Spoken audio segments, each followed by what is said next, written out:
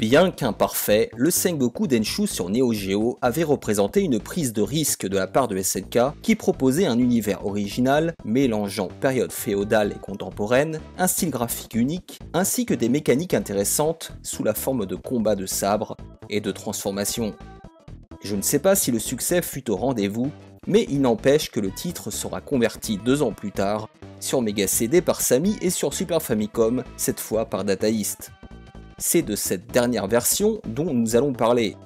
Là où la version Mega CD semble coller le plus possible à l'original, celle-ci prend quelques libertés avec la version Neo Geo, et pas seulement pour des raisons techniques.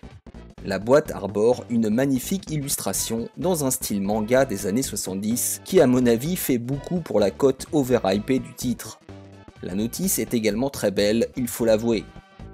Précédée d'une réputation assez médiocre, je ne m'attends évidemment pas à un chef-d'œuvre, mais c'est avec un œil quasi neuf que j'aborde ce titre, car mes 2-3 parties sur émulateur remontent à plusieurs années.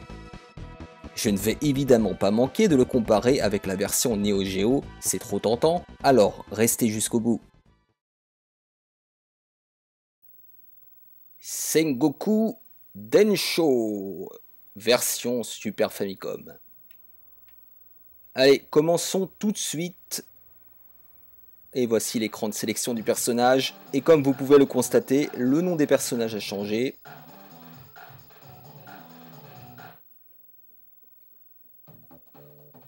Et nous voici plongés dans l'univers de Sengoku version Super Famicom. Et comme vous pouvez le constater, il y a eu quelques modifications. Déjà, le look du héros a changé. C'est vrai qu'il y a un petit air de Ryo de Shenmue. Hein. Et puis, les décors ont été grandement simplifiés. Alors, c'est assez prévisible, hein, vu la puissance de la machine comparée à celle de la Neo Geo. Cela dit, je trouve également que le style graphique a changé. C'est à la fois peut-être plus classique qu'auparavant. On perd aussi ce style d'estampe japonaise, caractéristique de la version Neo Geo. C'est également plus grossier, moins détaillé, mais ça c'est encore une fois assez normal. Mais fondamentalement, ce qui me paraît avoir évolué dans cette version, c'est d'abord le style du gameplay. On se retrouve cette fois avec un jeu beaucoup plus classique. Pour une raison assez simple. Alors, je n'ai pas détaillé, mais vous avez un enchaînement de base, vous avez un coup de pied sauté, et vous avez des transformations. Mais contrairement à la version Neo Geo, cette fois, eh bien, vous ne pourrez pas choisir vos transformations en cours de jeu. C'est-à-dire qu'ici, les transformations sont imposées sous la forme d'items que vous allez sélectionner. Voilà. Donc vous ne pourrez pas switcher entre les différentes transformations une fois que vous aurez récupéré plusieurs orbes. Non, ici, c'est un petit peu sous la forme de power-up que vous allez vous transformer. Cela dit, il me semble que vous allez retrouver plus ou moins les mêmes transformations qu'avant. Hein. Donc là, vous avez le samouraï, vous aviez le chien. Il me semble que un peu plus tard, vous aurez également le ninja. Donc tout ça, vous les aviez déjà sur Neo Geo, sauf qu'ici, eh bien, encore une fois, c'est imposé à vous. Le deuxième changement, ce qui me semble aussi assez frappant, eh bien, c'est que globalement, le jeu se joue comme un beat'em all classique. Je trouve que les contrôles le fait se rapprocher de la norme dans le domaine, alors que Sengoku 1, pour le coup, avait des contrôles un petit peu spécifiques. Mais j'ai le sentiment quand même que les combats au corps à corps et à point-pied sont quand même plus nombreux. Donc on perd peut-être aussi cette spécificité de la version Neo Geo, mais paradoxalement, ça aura peut-être aussi un intérêt pour certains qui souhaiteraient retrouver peut-être des sensations de beat'em all plus classiques.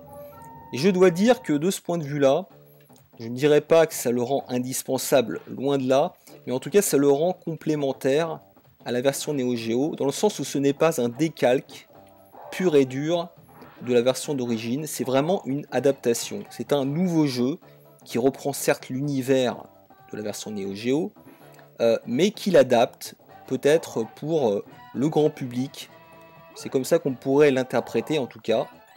Ce qui lui donne ce feeling un peu plus classique. Voilà. Et s'il n'avait pas cet univers un peu original, eh bien ce serait finalement assez random. Bon, par contre le jeu est à mon avis quasiment aussi dur que dans la version Neo Geo. De ce point de vue là, on peut pas dire qu'il est rendu plus accessible.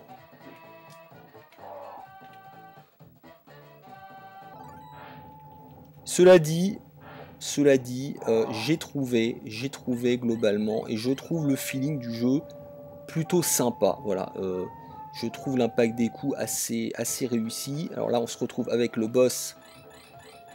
Donc on voit qu'il y a vraiment une tentative de reproduire les décors de la version Neo Geo. J'ai l'impression qu'il y a quelques éléments qui sont passés à la trappe, et notamment des demi-boss qui, il me semble, n'existent plus ici.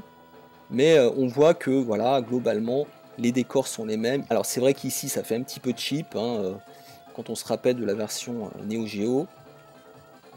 Mais je trouve pas ça ridicule non plus. C'est un petit peu grossier, mais j'ai du mal à trouver ça totalement moche en tout cas.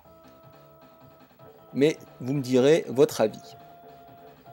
Alors j'ai un petit trou de mémoire, mais il me semble pas que le jeu d'origine proposait un enchaînement aussi long. Il faudra comparer. Et d'ailleurs, je propose, après avoir découvert ce second stage, de passer à la version Neo Geo. Alors l'idée, ce sera pas de se moquer, on pourra rigoler, c'est de bonne guerre, mais se moquer non, parce qu'encore une fois, Data East a fait ce qu'il a pu, en tout cas d'un point de vue technique. Ensuite, le choix des gameplays, c'est une autre histoire, il plaira ou il plaira pas. Mais voilà, techniquement, évidemment, le jeu a pris un grand coup sur la tête. Mais je trouve globalement le feeling assez bon et le jeu assez défoulant. Mais de toute façon, c'est un jeu que je vais tester sans aucun doute, puisque c'est à la fois un genre que j'aime bien, les beat'em all, et puis une série que j'aime beaucoup aussi, donc tout ça, ça me motive à aller un peu plus loin et à le tester. Voilà, écoutez, on se retrouve maintenant avec la version Neo Geo, et je sens qu'on va bien se marrer. Allez, rebonjour, alors cette fois nous sommes sur la Rolls des consoles, comme on disait à l'époque, et je sens que ça va dépoter. Alors évidemment, le match est un petit peu déséquilibré. Et voilà, alors écoutez, franchement déjà, c'est ce qui saute aux yeux, c'est le nombre de couleurs, ça pète évidemment beaucoup plus, c'est beaucoup plus contrasté, beaucoup plus dynamique aussi, comme vous pouvez le voir. Sans parler des musiques, j'en ai pas parlé dans la version Super Famicom, mais elles étaient un petit peu médiocres. Ici, on a cette ambiance féodale japonaise qui est extrêmement bien reproduite.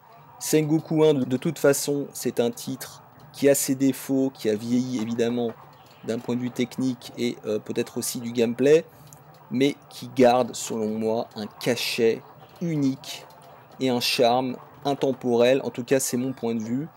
C'est un jeu auquel je joue relativement souvent, ne serait-ce que pour me replonger dans cet univers complètement barré et qui, encore une fois, je le répète, constituait une prise de risque de la part de SNK en comparaison avec les beat'em all de l'époque qui, en gros, étaient tous assez classiques. Et là, regardez-moi cette affiche, et c'est pas pour rien que j'en ai fait le nom de ma chaîne.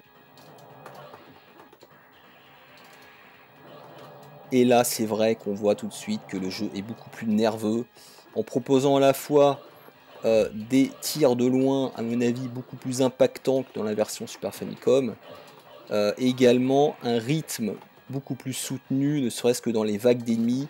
Le tout est également soutenu par des effets spéciaux, des zooms, des distorsions, tout un tas d'effets qui en mettaient plein la vue à l'époque. Et ces attaques de loin aussi sont beaucoup plus péchues, c'est évident.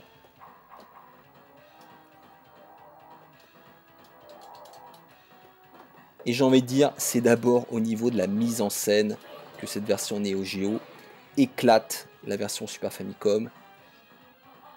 Bon, écoutez, inutile d'en rajouter. Sans surprise, la version Neo Geo est en tout point supérieure. Cela dit, encore une fois, je trouve que cette version Super Famicom ne démérite pas totalement et je lui trouve tout de même un petit intérêt, ce qui me poussera à en faire un test, je l'espère très prochainement. Allez, à plus.